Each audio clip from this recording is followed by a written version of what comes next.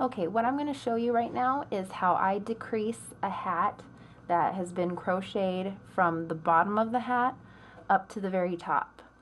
What I do when I do it this way is I use 2 crochet hooks and also a tapestry needle and some scissors. So the hooks that you want to choose, both should be approximately the same size as the pattern that you're working on. It's not really critical, but you just want them big enough to hold on to the loops that we're going to create. So the first thing we're going to do is pick up our hook, and after I've completed the very last round, in this case the last decrease round was, it began with 20 stitches and I finished off with 10 stitches. So what I'm going to be doing is pulling up half the stitches in this round of 10 onto this hook, and then I'm going to pick up the other half on the second needle. So I'll show you how I do that. We're going to go into our first stitch, which is right here, and in this pattern I'm working in the back loops.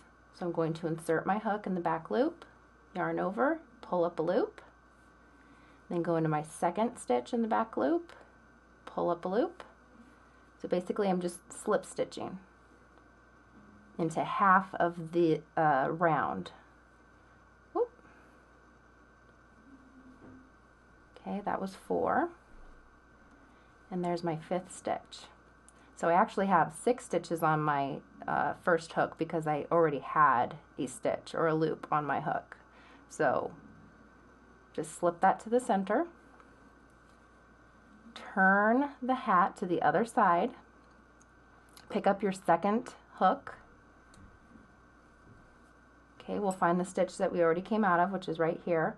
Go into the next one, which is the 6th stitch of our round. Pull up a loop. Go into the 7th, pull up a loop.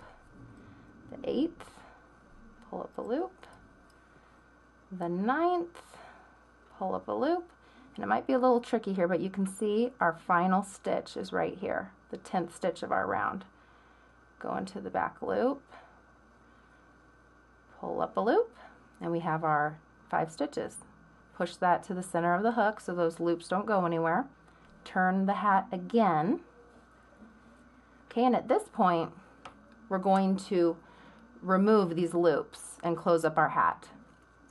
So what we'll need to do is just leave enough yarn where we can weave in the yarn tail and make it disappear inside the hat. So I usually trim my yarn tail to about 12 to 18 inches. That just gives you a lot of wiggle room. Okay, now we're going to take our tapestry needle, feed our yarn through the needle.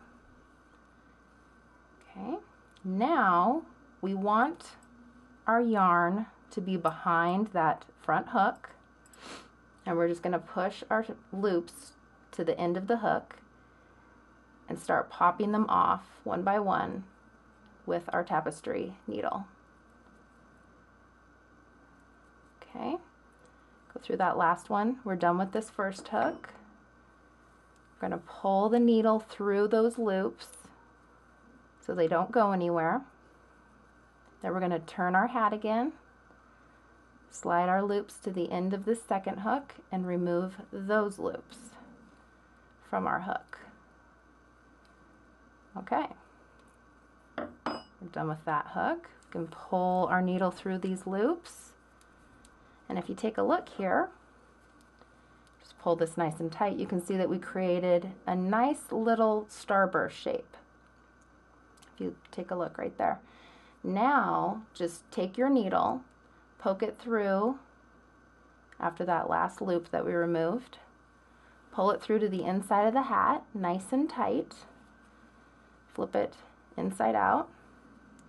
And what I normally do at this point, just to secure that knot at the top of the hat so that you're not going to have your hat unravel on you, just catch the double crochet or whatever stitch was in the round below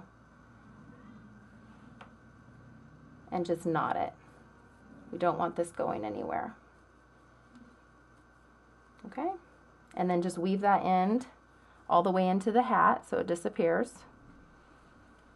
And if you take a look here on the other side of our hat, we've decreased it, closed it up so we don't have a big gaping hole in the top of our hat, and it just gives it a nice finished look, little starburst shape. And that's how I finish my crocheted hats that are made from the bottom to the top.